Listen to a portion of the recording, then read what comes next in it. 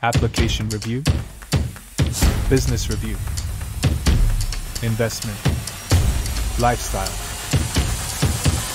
social politic.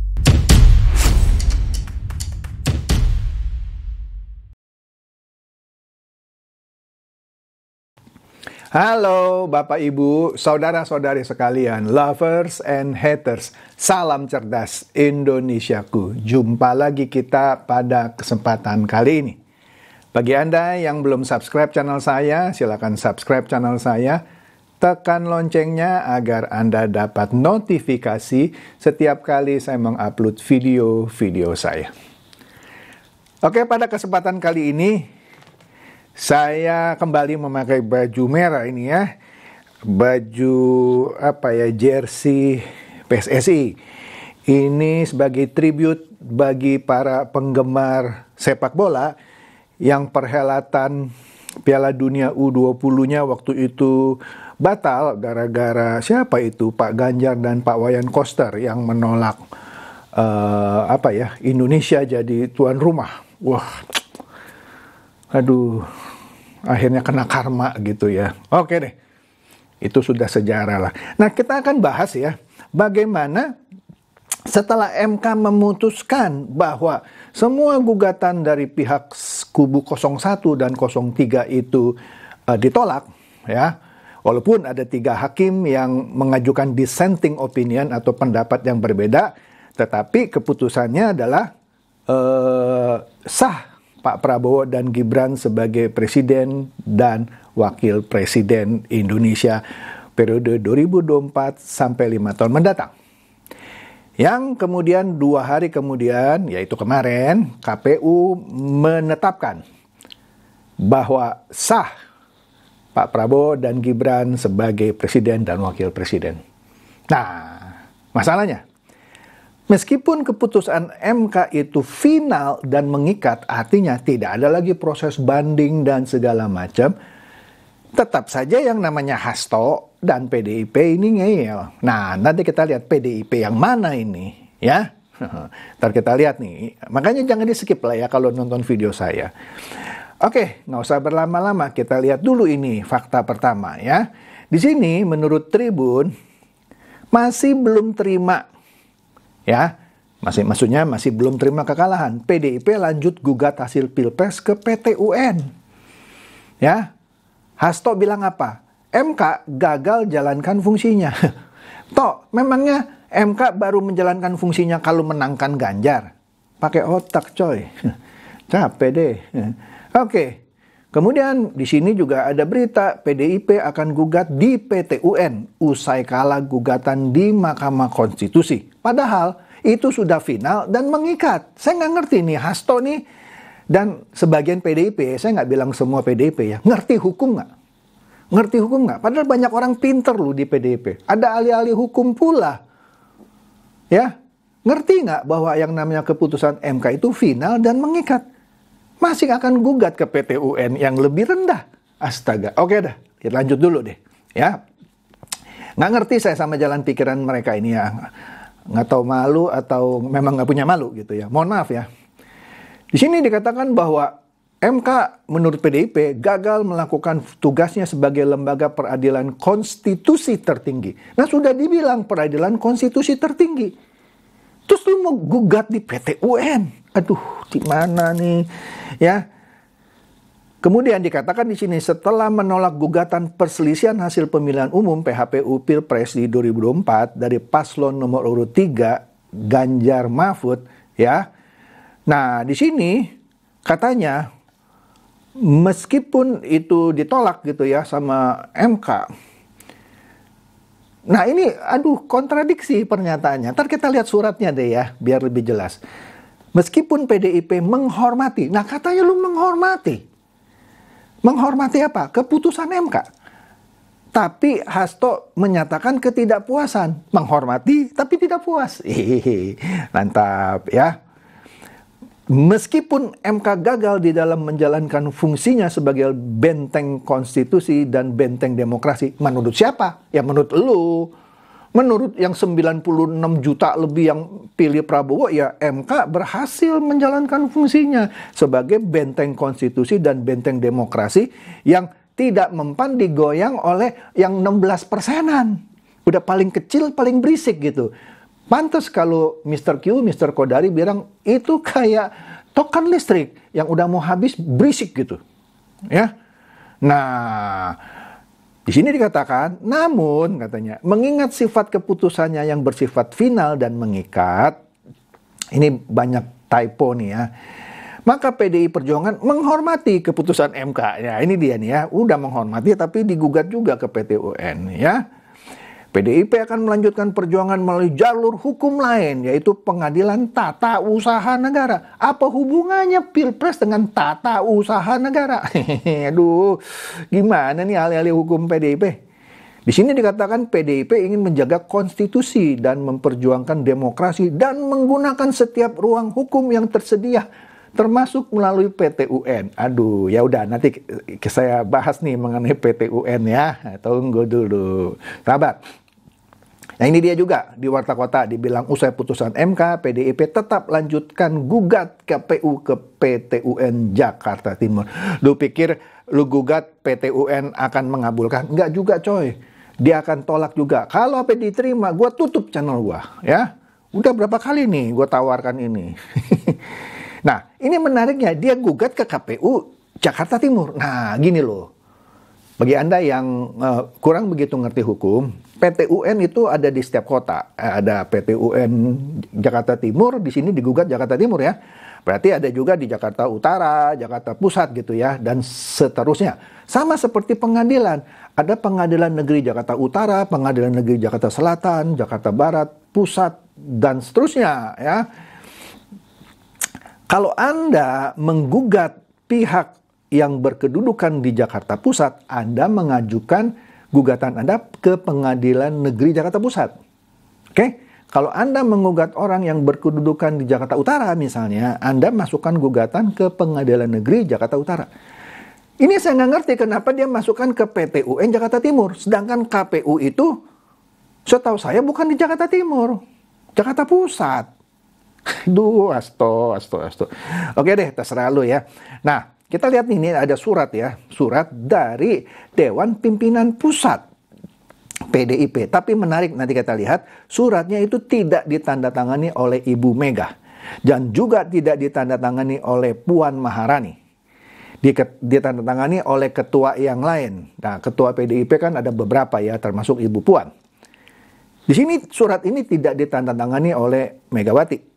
Nah, tandatangani oleh ketua yang lain dan Hasto.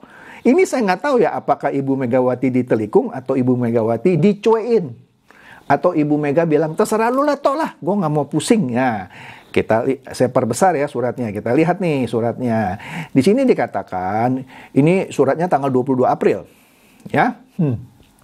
Bertepatan dengan dikeluarkannya keputusan MK. Ya, oke. Jadi di sini disebut keputusan MK legalkan Indonesia negara kekuasaan. Lupakan kaidah etika dan moral. Waduh. MK itu tidak mengadili etika dan moral. MK itu mengadili perselisihan hasil penghitungan suara. Lalu buktikan. Tidak mengadili etika dan moral. Lagian yang lu bilang etika dan moral dilanggar menurut kaidah atau pemahaman lu. Oke deh. Indonesia masuk ke dalam kegelapan demokrasi. Lu kali yang demokrasinya gelap, bukan Indonesia. Selamat datang otoritarian demokrasi katanya ya. Selamat datang ya. Juga selamat datang Pak Hasto ya. Anda yang membuat demokrasi jadi otoritarian ya. Sesuka-suka Anda, bukannya Indonesia. Demokrasi prosedural lemahkan legitimasi pemerintah ke masa depan. Nah, terserah lu coy. Nama Hakim MK tercatat dalam sejarah bangsa, legalkan penyalahgunaan kekuasaan. Oh, capek deh. Nah, jadi di sini bla bla bla dikasihkan pertimbangan. Intinya MK tidak memberikan pertimbangan hukum yang jernih ya, berdasarkan suara hati nurani. Nurani siapa? Nurani hakim bukan nurani lu toh, ya. keadilan yang hakiki. Sudah, keadilan hakiki bukan keadilan menurut versi lu toh, ya. Sikap kenegarawanan sudah, bukan sikap kenegarawanan lu. Ya, keberpihakan pada kepentingan bangsa sudah, bukan kepada kepentingan partai. Nah, udahlah, ya. Jadi intinya PDIP menyampaikan bahwa MK ya gagal. Kemudian demokrasi Indonesia terbatas pada demokrasi prosedural. Iya, prosedurnya adalah mengadili perselisihan itu perolehan suara, bukan apa ya, demokrasi etika dan moral. Saya bukan bilang etika dan moral itu nggak penting, tapi fungsi MK bukan mengadili etika dan moral. Ya, jadi dikatakan lagi masih ngeyel nih nomor 3. PDIP mengkhawatirkan berbagai praktek kecurangan pemilu presiden 2020 secara masif, tapi dia nggak bisa buktikan. Disebut termasuk penggunaan sumber daya negara, instrumen, ya dalam ini bansos lah maksudnya ya. Kira-kira begitu, masih ngotot. Waduh, lanjut dah. Nah, dikatakan lagi nomor 4 ini seru nih ya. Meskipun MK gagal, ya menurut lu gagal dalam menjalankan fungsinya sebagai benteng konstitusi dan benteng demokrasi, namun mengingat sifat keputusannya bersifat final dan mengikat, maka PDI Perjuangan menghormati. Ini kan lucu ya. Di satu sisi dia bilang dia menghormati, tapi ya akan terus berjuang melalui PT UN. Ya. Nomor 5 ya bla bla bla lah, mengucapkan terima kasih kepada seluruh elemen bangsa yang sudah mendukung Ganjar Mahfud. Nah ini dia, yang tanda tangan bukan Megawati, bukan Puan Maharani, tapi Bambang Wuryanto yang juga ketua PDIP. Dan seperti biasa Hasto Kristianto sebagai sekjen. Ini something kan, something. Entah Ibu Mega ditelikung, atau Ibu Mega nggak dikasih tahu, atau Ibu Mega udah pusing gitu ya. Terserah lu tau lah. Jangan suruh gue yang tanda tangan dah. Suruh siapa kek? Atau jangan suruh anak gue juga ya. Mungkin, ya kan. Saya kan berandai-andai. Kemudian, di sini, itu kan tanggal 22 April ya. Setelah MK membacakan keputusannya. Nah, dalam gugatannya kepada Pilpres ya, PDIP minta KPU tunda penetapan Prabowo Gibran. Padahal kemarin sudah ditetapkan KPU masa bodoh. Orang sudah ditetapkan oleh MK dong final mengikat. PDIP minta bilang apa di dalam gugatan itu? Tunggu hasil keputusan PT UN. Siapa lu toh? Lu kayak yang punya negara. Ya, KPU disuruh tunda gitu sampai keputusan PT UN. Aduh, pakai otak nggak sih ya? Nah, ini dia. Oleh karena itu, ya, PAN misalnya bilang, sudahlah, semua sudah selesai di MK. Ya memang sudah selesai di MK, ya. Masih nggak terima. Nah, lucunya di sini ya. Pada penetapan KPU kemarin, Ganjar Mahfud itu tak hadiri penetapan Prabowo Gibran, ya. Nah, senior PDIP ini buka suara ini. Nah, ini kita lihat nih, ya. Di sini dijelaskan, PDIP beserta paslonnya Ganjar Pranowo Mahfud tidak hadir dalam penetapan Prabowo Subianto dan Gibran Rakabuming Raka sebagai presiden dan wakil presiden terpilih di KPU. Senior PDIP Hendrawan menyebut sikap PDIP dan Ganjar Mahfud itu untuk menghormati untuk menghormati proses gugatan PDIP yang ada di Pengadilan Tata Usaha Negara PT UN. Pak Hendrawan, Anda itu nggak kompak sama Ganjar dan Mahfud. Ganjar dan Mahfud ngakunya dia tidak hadir karena belum terima undangan. Undangannya mendadak baru diterima. Padahal KPU bilang enggak, udah kita kirim, juga sudah kita kirim pakai email. Ganjar waktu penetapan itu ada di Jogja ya, kalau saya nggak salah baca berita. Profesor Mahfud bilang, saya baru dikasih tahu, disuruh datang mendadak. Allah, di sini Hendrawan bilang untuk menghormati. Jadi siapa yang benar nih? Pasti ada yang bohong kan? Nah, ya udahlah. Nah, jadi Hendrawan menilai ya sama lah, Mahkamah Konstitusi tidak menjalankan fungsinya sebagai penjaga konstitusi. Oleh karena itu, ia kembali menegaskan PDIP dan Ganjar Mahfud menghormati proses yang sedang berjalan di PT UN. Lucu ya, lucu. Nggak kompak dia. Nah, ini ada cuitan bagus ya dari Marta Citro Sunaryo. Sunaryo atau Sunaryo ya, oke lah. Karena menganggap MK tidak mengakomodasi kaidah dan moral. Maka Sekjen PDIP menggugat KPU ke PT UN. Ya, sejak kapan PT UN mengurusi kaidah dan moral? Iyalah, tata usaha. Nama juga tata usaha, bukan tata kaidah dan moral. Gimana lu, Tok? Pokoknya teruslah. Jangan berhenti sampai titik malu penghabisan. Gan bate, semangat, jangan putus asa sampai titik malu penghabisan. Nah, yang menariknya nih ya, yang menariknya. Nah, Ganjar, Hasto dan PDIP kan, PDIP yang mana juga gitu ya, menggugat ke PT UN. Sekarang saya mau tanya, kalau PT UN membatalkan, pasti dia juga ngoceh. PT UN tidak punya hati. Kemudian ini jok-jok di dunia maya ya. Nggak terima, dia gugat ke PLTU, pembangkit listrik tenaga uap. Nggak diterima, dia gugat ke PLTA, pembangkit listrik tenaga air. Loh, Pak, kan PLTU, PLTA bukan pengadilan. Lah, terserah saya loh. Kalau nggak diterima juga, dia gugat ke PLTD katanya ya, pembangkit listrik tenaga dalam. Wah, kalau nggak juga mungkin dia gugat ke PLN kali ya, supaya matikan itu lampu di KPU, di MK. Ya nggak tahu deh, ini kan joke ya. Terus saja toh, sampai titik malu penghabisan. Nah, setuju saya nih. Nah, ini cuitan dari V. Kyoshi, dia bilang, capres 16%, kemelintinya nggak hilang-hilang, katanya. Belum rela ya, Janggar. Mantap. Nah, tapi PDIP yang lain, PDIP memang sudah terpecah sebenarnya ya. Di sini Basarah bilang, PDIP siap jadi koalisi atau oposisi nanti diputuskan dalam Rakernas. Saya sarankan si PDIP memilih jadi oposisi. Kasihan PKS. Nah, kenapa saya berani bilang kasihan PKS? Nah, ntar kita lihat bagaimana sikap Nasdem dan PKB. Kasihan PKS kalau jadi oposisi sendirian. PDIP temeninlah PKS.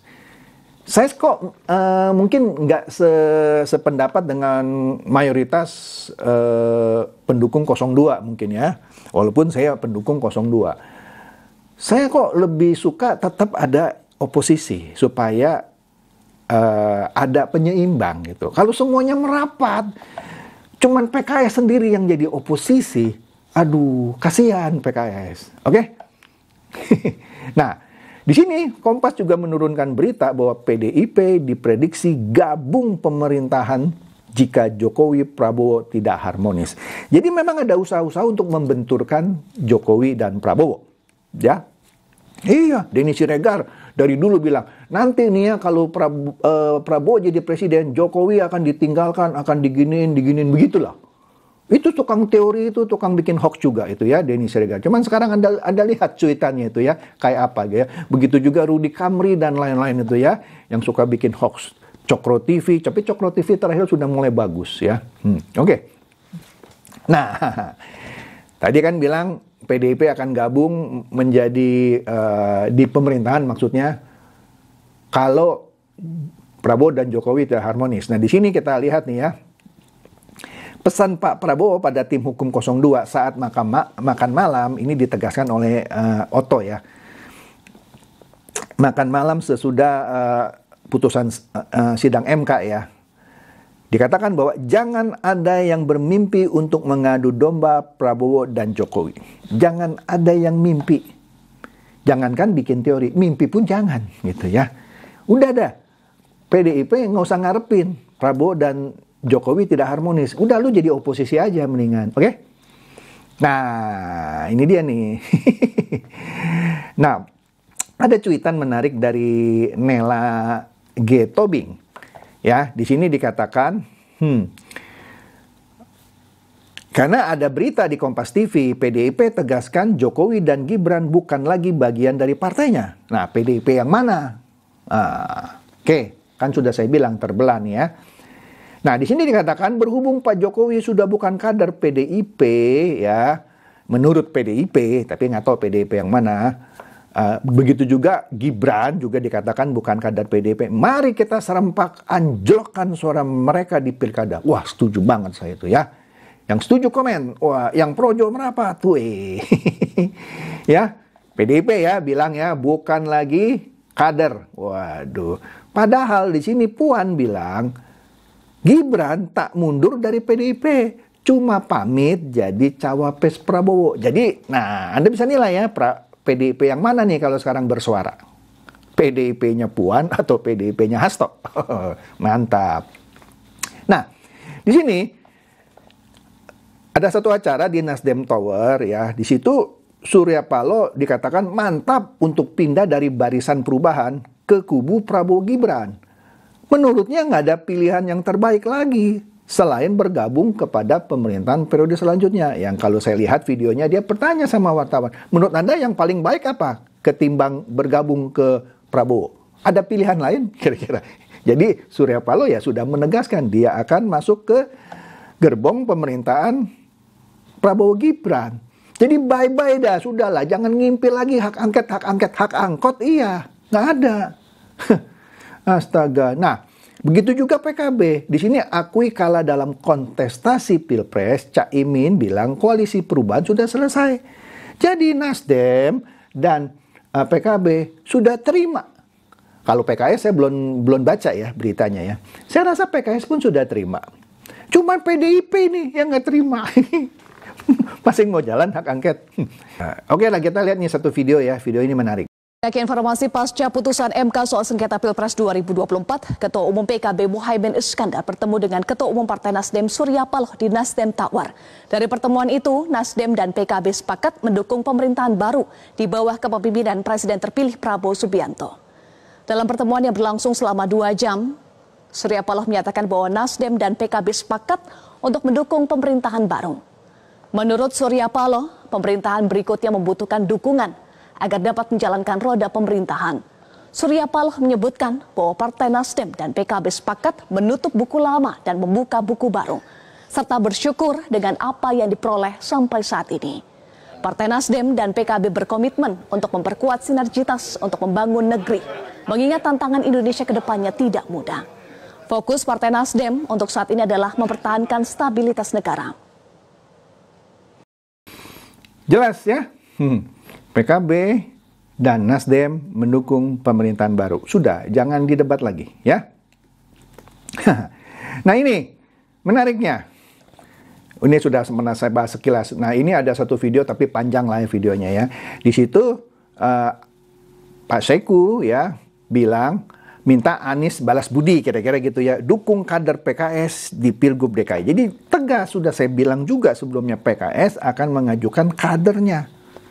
Nasdem juga akan mengajukan kadernya, begitu juga PKB. Pasti nggak ada yang percaya. Di sini jelas PKS bilang, ya sudahlah Pak Anies kan sudah kita dukung sebagai tokoh nasional, sebagai calon presiden. Masa turun jadi calon gubernur lagi gitu ya? Udahlah dukung calon kami, kira-kira begitu ya. Jadi kasihan Abah, maksudnya Abah Anies ya, ditolak PKS untuk maju di Pilgub DKI. Padahal Abah ingin maju Pilgub DKI. Aduh, hitung-hitung bisa bayar hutang katanya. Oke deh, mantap. Nah, kemudian tetap saja ada yang buzzer-buzzer, terutama buzzer 01 ya, sama 02 juga sama lah. Ini misalnya EF Saifullah Fatah, dia bilang kejahatan yang terorganisir akan mengalahkan kebaikan yang tidak terorganisir. Oh, artinya yang lu bela itu kebaikan, tapi tidak terorganisir. Enggak coy. Menurut saya bukan kebaikan yang tidak terorganisir, justru kejahatan yang tidak terorganisir. Udahlah, Anda ngertilah maksud saya ya. Jadi hati-hati Anda kalau beropini ya, kalau tidak bisa membuktikan apapun ya. Anda harus mengakui bahwa strategi lawan politik Anda lebih unggul. Jangan tebar fitnah dimanapun Anda tampil.